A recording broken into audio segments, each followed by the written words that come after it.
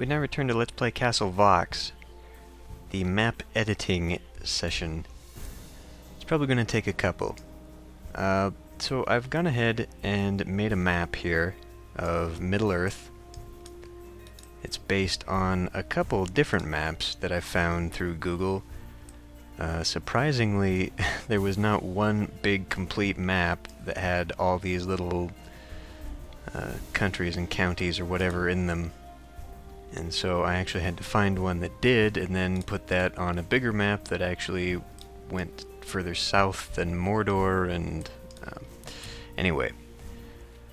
So I've gone ahead and put this together, and when you open up the map editor in Castle Vox, it gives you this little instruction here on how to get it in, and first thing you need to do is have a JPEG or something, just a picture. In this case, it's this image I made in Photoshop. And you come to Map Editor and Load Tracing Image. And this is what we're going to use to actually make the countries in the game. So let's start with the Shire, I guess. And all you have to do is just click and make a little shape. Now they recommend that you make a shape with as few points on it as possible.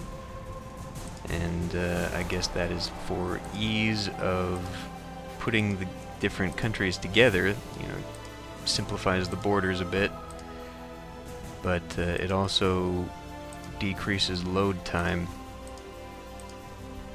But we don't want to make it too simplified. Okay, and so when you're ready to make a shape, rather than connecting it to the first point, you just hit space and it completes your little country. And that's step one. Then you can come here and you can create stock shapes. If you want to do like a polygon map, you can just start a polygon map. It starts a little bit differently, but where is it? Well, anyway, it shows you at the beginning. You can choose what kind of map you want to start with. But to edit, if you do that, it gives you these little points, and you can refine the points. It's pretty small. This map is going to end up being like 985 by 825. The online help recommends that you don't make anything larger than 1000 by 800. But for a map this size, it's going to have to be pretty detailed, because when you look at some of these, like the pass into Mordor here at the Black Gate, I'm probably going to have to modify some of these because these are too small for the game. So, let's see what else. You can move the country shape. Just use that to sort of get them together. So I'm going to pause it here and do the map. And I will come back when that is done. Alright. I didn't get very far. This is going to take forever. This might be a little too bit big. Too bit big? Yeah, that makes sense. So anyway, let's say I had the entire map. Next thing I would need to do is connect my countries. Now this would allow the computer to know which way the units can move. So all you do is drag from one to the next, and it makes this connection.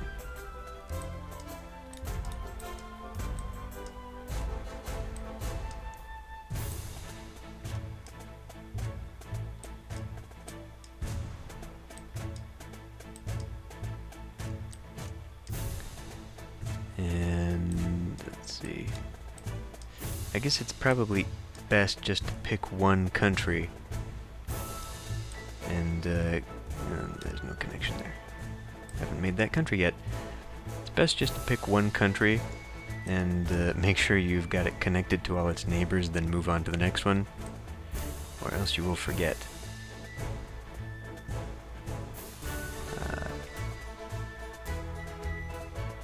Well, on the original map, see, I made this a bit bigger for the units to actually fit on it, and in the original, I should probably move it a little bit actually.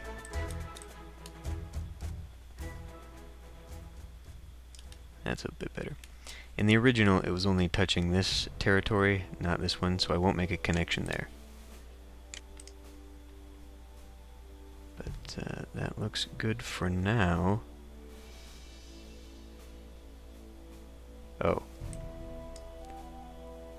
Yeah, before I actually make the map, I'll probably go through all this again. But anyway, once you've got that, then you want to go to Set Country Names and Starting Scenario. And that just made my whole thing disappear. Great. Okay, well, let's move this then.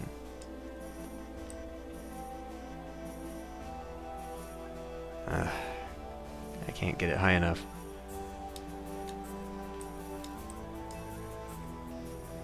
Let me try something. Okay, that's a bit better. So you select your country. In this case, we'll pick the Shire, and we just give it a name.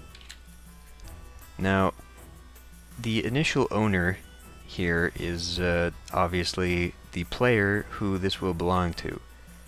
And when I make the forces, which I haven't made yet, whatever Eriador becomes, I will assign it that player. You assign it the country bonus, which is obviously what you get for owning the territory. It's probably just going to end up being 1. There is a formula, I think, in the help, so I might look at that, because I know it gives a suggestion for when you own like a continent, and it says that that should be based on how many territories you need to defend it.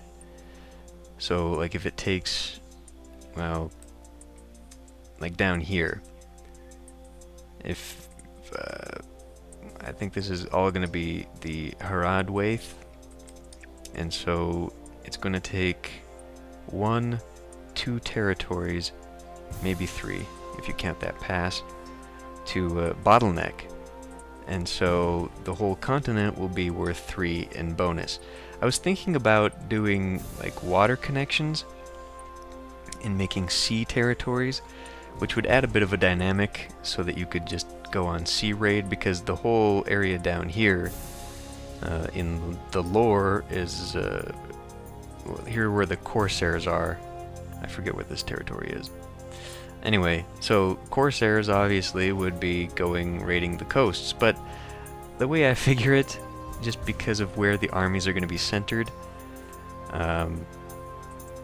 you know, it's going to be very difficult as it is to protect Gondor or Rohan, so you're not going to want to just have to worry about suddenly these huge armies down here can end up in here in the Shire in a few turns.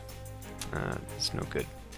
Anyway, I might change that later, I don't know, during playtesting. So, to finish off your country settings, you then can start the pawns, knights, and the castle. And this is going to take a bit of thinking on my part, because I want it to be accurate to the story of Lord of the Rings. You know, I don't just want everyone to start off with the same number of pawns, knights, and all that stuff, because, you know, I want, like, the army of Isengard to be larger than the initial army here in Deephelm. So, and obviously the armies sitting in Mordor are going to be massive compared to, you know, Minas Tirith. So that's going to come later. But right now we can also... well, let's set the Vox unit points.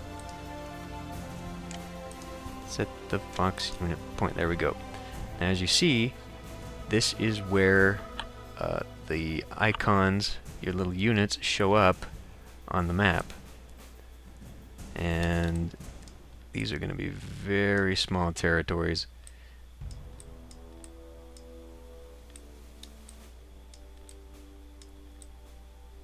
Actually, I should look at the maps just in case there are castle positions. You know, I might want to put the castle in the Shire where Bag End would be, maybe, or something. I don't know. I'll have to look a little bit more. I'm sure there's a wiki out there that has all the information. But as we can see, this Blue Mountain Pass is going to be very difficult to actually put units in. So I'm probably going to have to coordinate it with the areas around it so that it can kind of come over into their territories a little bit. So that's fun. I don't think I'm ready to create continents, but what you do basically... Oh, now we've got this stupid thing again. Okay. So you click a new continent, and we'll say Eriador will be 1, and so you can click now and add them to region 0, which is just the generic everything on the map, or specifically now everything that will be in Eriador, so the Shire, for example.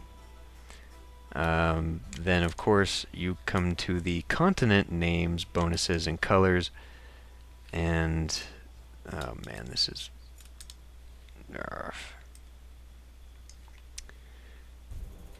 And so you can name the region Eriador. Here's the bonus for owning all the territories in the continent. You can set the color. Let's set it to... Oh, these are just telling me what I've done.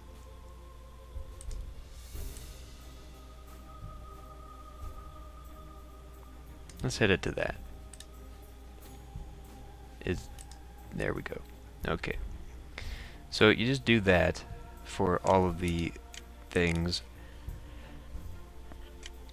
And what next? Draw extra lines. Now this would be if I was going to make a like a connection from here to here, for example, over the water. And this stupid, every time I change the menu. So you can change what color it is, tell it to be above countries, give it the width. Now there should also be a way to customize this line. No, don't start adding more lines. Can I edit that? Nope, that doesn't do it. There should be a way to customize this line to like put arrows on it or make a dotted line. I might just have to do that on the overmap itself. Huh. Well, let's just get rid of that. And try and bring this back. Man, this is really annoying. Okay, let's just go to that. Did that fix it? No, it didn't. Gotta keep locking and unlocking the taskbar. Okay. You can preview at any time what this will look like. And the borders are kind of messed up, and that's because they're really close together. Man, that is really screwed up. You can always cover that up later.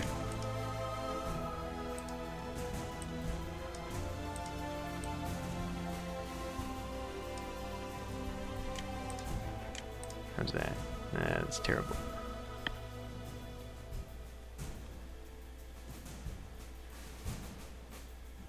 Anyway, you can cover it up because the way these maps work, and this little red box here is where the score bars will go, and you can change that by setting the continent names. It's not very intuitive. I mean, okay, that's the only place you can change it. Damn it! Stop this! But anyway, the way these maps work, this tracing map will not actually go with the game. And as we saw in the preview here, there's a bit of a texture, and that is one of the default textures that the game comes with. And there are two different texture maps. One is the background here that goes underneath the transparent colors for each controlled territory. And from what I've seen just in the maps that come with it, this is usually grayscale because, you know, it's covered with colored countries. But then there's another map, which is the overmap, and that is where you put things like overlaying the borders so that you can, you know, make it look nice. Basically, it is a map that goes over all of this stuff and covers it up. And so these gray areas that I've marked as mountain ranges, which you will not be able to go through,